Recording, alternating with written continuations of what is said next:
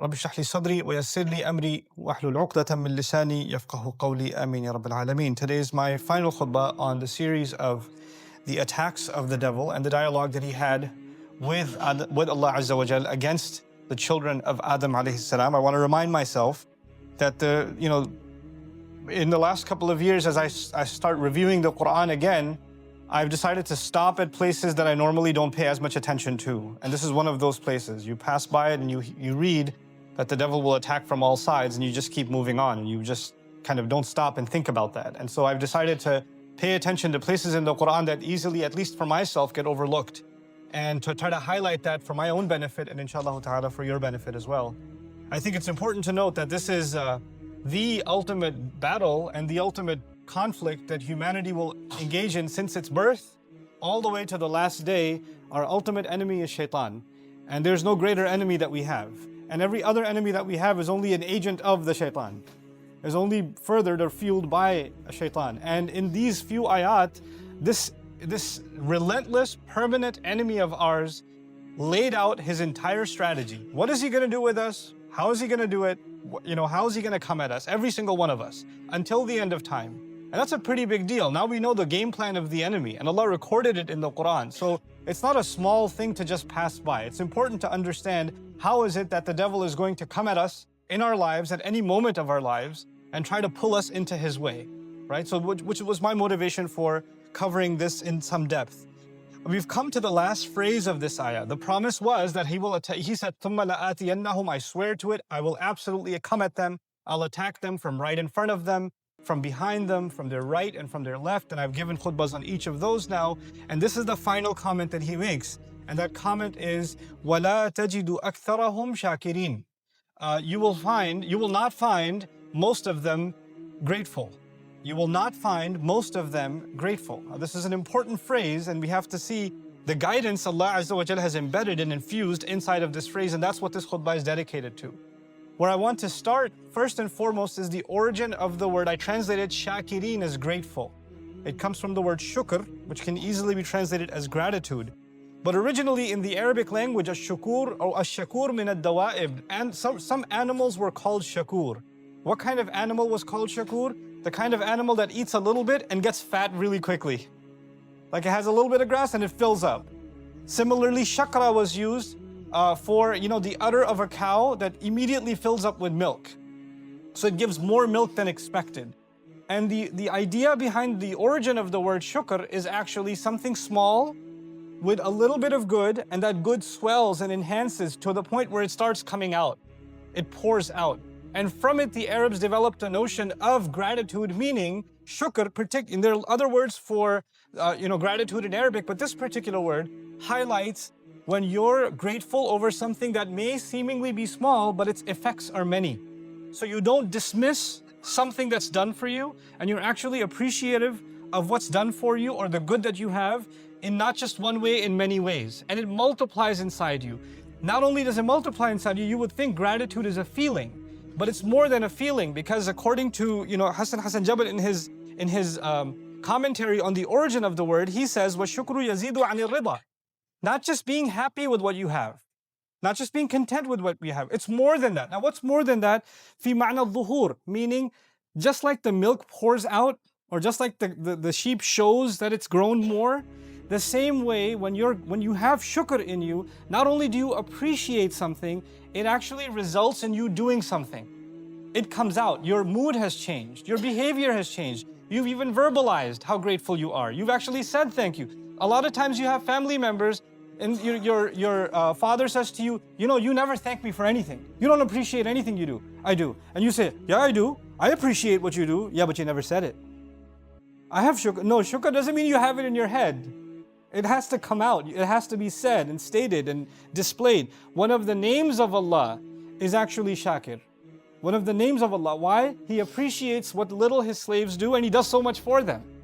So shukr is not just a feeling, it's actually behavior also that comes from that feeling.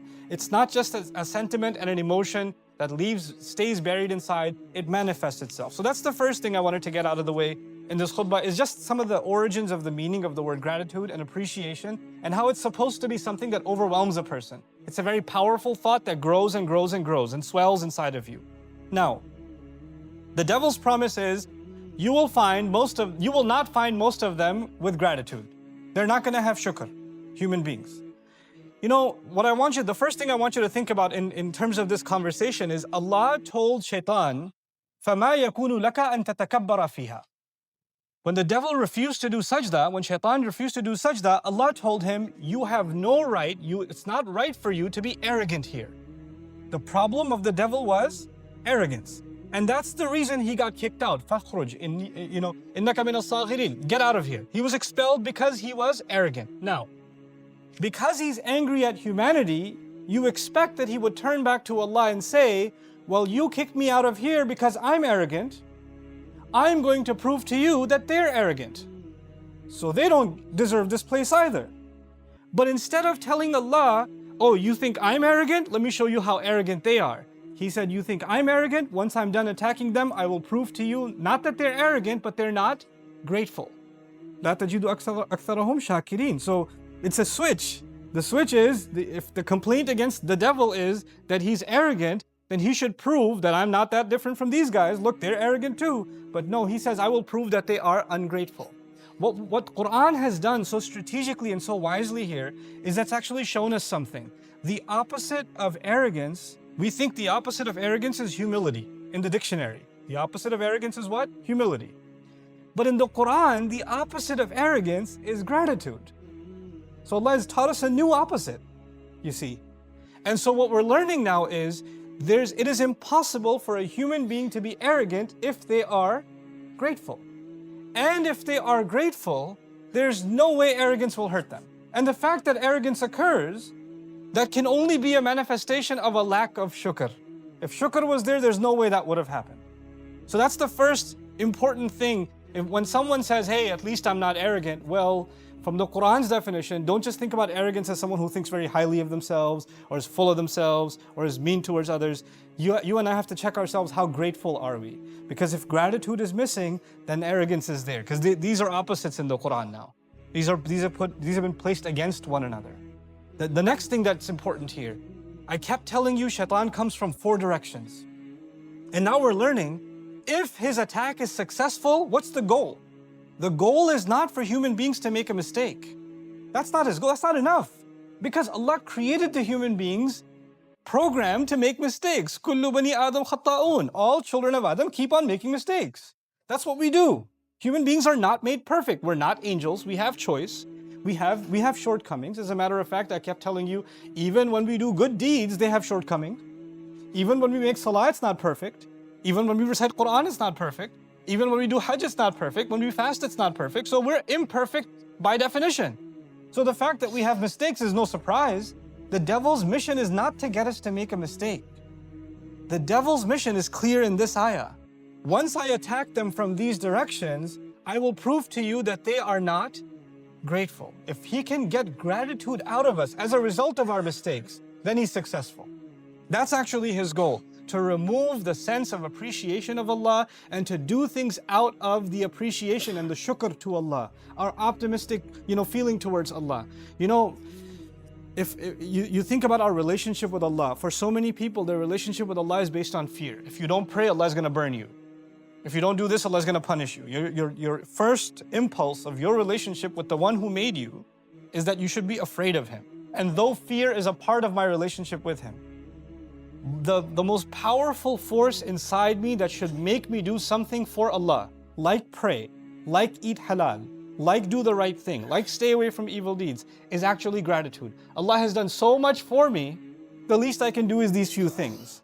If he can get rid of that feeling, shukr, if he can get rid of shukr, then even if I'm obeying Allah, my heart is missing something. It's not going to have what it really, really needs to be able to carry on. It is out of a sense of gratitude that we are in obedience to Allah, which is why Fatiha, that calls us to Allah's worship, Iyaka na'budu, begins with gratitude. Alhamdulillah is where it begins, and then we get to worship. Because that sense of appreciation of Allah is what drives us more than anything else. But really what I wanted to spend the majority of this khutbah on is these attacks again, and how each of them We can be protected from those attacks if we are grateful. Now let me phrase that another way. He said to Allah, I will attack them from 4 sides, and I'll prove to you that they're not grateful. In other words, if they were grateful, these attacks wouldn't have worked. If they're actually grateful, then the attacks will fail. If they have shukr, they're not gonna succeed. So though I've given you long explanations of each of those directions, I'm gonna walk you through each of them again briefly and describe to you in simple terms, how if we can remember to be grateful to Allah, we can actually protect ourselves from the waswasa of shaitan. When he comes from the front, he attacks you and me from the front, he tempts us from what we can have. You see something in front of you, you're tempted by it, the greed. And what comes from the front is also your future. You start thinking about your future or worried about your future. Is this gonna happen or is that gonna happen? And sometimes you start making bad decisions, decisions that Allah won't be happy with because you're concerned about your future. If you and I have shukr inside us, deep gratitude of Allah inside us, then we know that if you look back in your past, how many times has Allah provided for you? How many times have you been and I've been in a problem and Allah has taken care of us all this time? Why do you think that all of a sudden now Allah will not take care of you? In other words, whatever temptation comes to you from the front, if you and I can learn to be grateful for what we have and not go towards something more than what we need, not let our greed get in the way, not let our reliance of Allah go away, but be grateful He's taken care of me this far, why would He leave me now? This is the same thing Allah said to His Messenger sallallahu alaihi wasallam, "Ma wadda'aka rabbuka wa ma qala." Allah didn't abandon you. Just because you're going through a hard time and you see something in front of you that you might just grab onto and take it because you're desperate, no. وَوَجَدَكَ ضَالًّا فَهَدَى وَوَجَدَكَ عَائِلًا فَأَغْنَى. You were in desperate need. He provided you before. He reminds him. Your past should remind you how grateful we should be even in times of crisis, which is why this is the key here. If you're tempted by something that comes in front of you, أَمَّا بِنِعْمَةِ رَبِّكَ فَحَدِّثْ, then actually be grateful to Allah by talking about the favor Allah has done for you. This is what Yusuf alayhi salam did. Yusuf alayhi salam was tempted by that minister's wife. She tried to seduce him. What was his immediate response? مَعَاذَ اللَّهِ إِنَّهُ رَبِّي أَحْسَنَ مَثْوَايَ. My master has been really good to me. First he sought Allah's protection and immediately he said, Allah has been good to me, meaning he was shakir, he was grateful immediately. And that protected him. If you can, you can acknowledge the favor of Allah on you, then the attacks that come from the front, you'll be able to stay away from them. The attacks from behind are scarier though. The attacks from behind are like I described to you before, sometimes people were living in a life of sin. They were doing things they weren't supposed to do, and Allah pulled them out. Maybe it happened last Ramadan, maybe it happened last Jumu'ah, maybe it happened 2 hours ago, I don't know. But Allah pulled you out of sin. And you feel the burden lift from inside you. That's a feeling only you know, nobody else. You can't even describe it to anybody else. You can feel the tears rolling down your eyes because Allah has pulled you into light again. And He's removed darkness from you. And the evil that you felt that was weighing on you has been taken away from you. Now you're in a sense of relief that Allah has actually given you this gift, that He's able to get you away from a life of evil, from a sin. Now that you have that for a while, the devil comes back and says, hey, want to go back? He tries to pull you back again. And when he's about to pull you back, at that moment, you and I have to remember the moment we felt gratitude that Allah pulled us out. How grateful were we when Allah pulled us out the first time? A person has to forget that. They have to forget the moment they made tawbah. They have to forget when they felt that closeness to Allah or the relief that Allah gave them. They have to let go of that for the devil to be successful in pulling them back again, in tempting them again. But it is in those moments when he tries to pull you and attack you from behind that you and I have to remind ourselves of how Allah has given us the gift of guidance, how Allah has given us the gift of tawbah, the gift of repentance, so that whenever that same temptation, that same attack, because the devil knows, it worked last time, let me try it again, it'll probably work again on this guy. I tried the last 10 times it worked, the 11th time it should work too. But if you've made tawbah and you've tasted its sweetness, that's what you should be grateful for. And that's what you have to remind yourself of. And if you can remind yourself of that, that attack won't work. If you can and speak of it. Actually, if not to anybody else, speak to yourself of it. Ya Allah, you pulled me out of this. I will not let myself fall again. I am grateful for how you pulled me out of this mess. Look at all the evil that came in my life as a result of my mistake. Ya Allah, I'm not going to fall into that again. When you just even have that conversation with Allah, like I said, shukr isn't just a feeling, it has to manifest. And if that's the exercise you have to do, even talk to yourself, do it. Do it, just don't do it in front of people, they'll think you're weird. If you're in your car by yourself, just talk to Allah. And acknowledge to Him that you are not going to be pulled back again by the call of Shaytan. When the devil attacks from the right, that's one of the scariest. When he attacks from the right, he attacks from self-righteousness. It's, the attack from the right is when you think you're better than someone else, or you're doing good deeds more than someone else, or you're focused on the bad deeds of someone else, and in your mind, you're there to correct everybody else. You're there to fix everybody else. So your focus is never you. Your focus is always somebody else. When people think like that, you know what happens? In their mind, they own their own good deeds. If I've done Hajj, that's a huge accomplishment I accomplished. If I gave a khutbah, it's an accomplishment I have. If I memorized the Qur'an, it's an accomplishment I have. It's not. Any good deed you and I have done are gifts Allah has given us. We didn't earn them. That was a gift Allah gave us. Guidance itself is not something I earned, not something I own, not something I take credit for. As a matter of fact, I will never own it. I will always beg Allah for it. This is why the more good deeds we do, the more humble we should become. Allah gave me another chance to serve Him, another chance to serve Him, another chance to serve Him. That's supposed to, the good deeds are not supposed to make us feel like we're better. It's actually supposed to bury us under Allah's favor.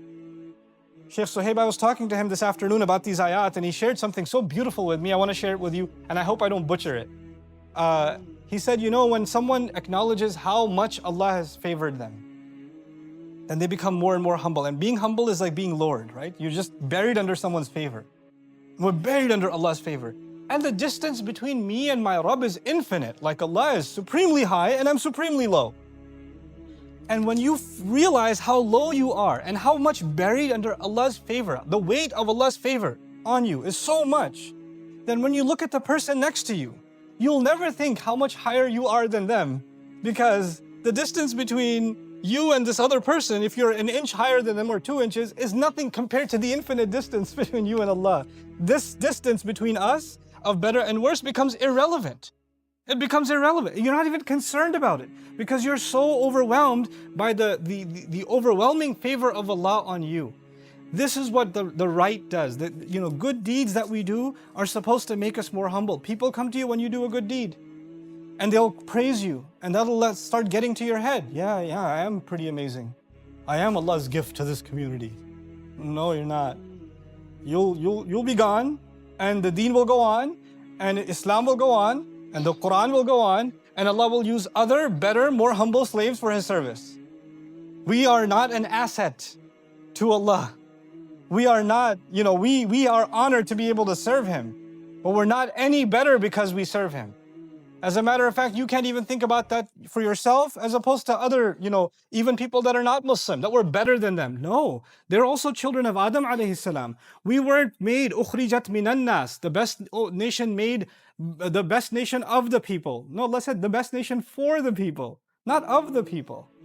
We're not better than everyone else. We're better for everyone else. It's a complete difference, So this idea of, when you do engage in good deeds, then the devil comes in a sneaky kind of way, giving you a sense of lofty, self-importance. The way to be grateful to Allah, every time you get a chance to do something good, thank Allah. Every time. And the gratitude, this litmus test that I have for myself, and I recommend for all of you, when you do something for somebody else, when you teach somebody else, when you give sadaqah to somebody else, when you help somebody else, somebody needed to move from their apartment, you helped them move furniture, somebody needed to learn some Qur'an, you taught them Qur'an, you did whatever service for other people, and they don't appreciate you. They don't remember what you did for them, and it makes you upset. You know what that means? There's still some devil inside left. When you did something for someone, you didn't do it for them. You did it for Allah. Allah recorded it, you should be happy. You're grateful that Allah gave you a chance to help. That's it. There's nothing more from you. You have no more expectations, not from people. You didn't do it for people. You did it for someone who's recorded it and he knows, and that's enough for me. I'm grateful that he recorded this good deed. If I said, oh man, I've got to prepare this khutbah, I hope people show up, or I give this speech, and 2 people show up. There's a hall of 1,000 and 2 people show up, and I'm upset. Only 2 people came? What is this? The problem then is with me, because if I'm doing it for a crowd, if I'm doing it for recognition, then I'm no longer grateful to Allah. The fact that I got a chance to serve, the fact that I got a chance to share something, that Allah gave me that opportunity, I'm grateful for that. I can't let anything else get in my head. Everything else comes from Shaytan. So وَلَا تَجِدُ أَكْثَرَهُمْ شَاكِرِينَ. And finally, from the left, which is obvious, the left is when Shaytan calls you to haram.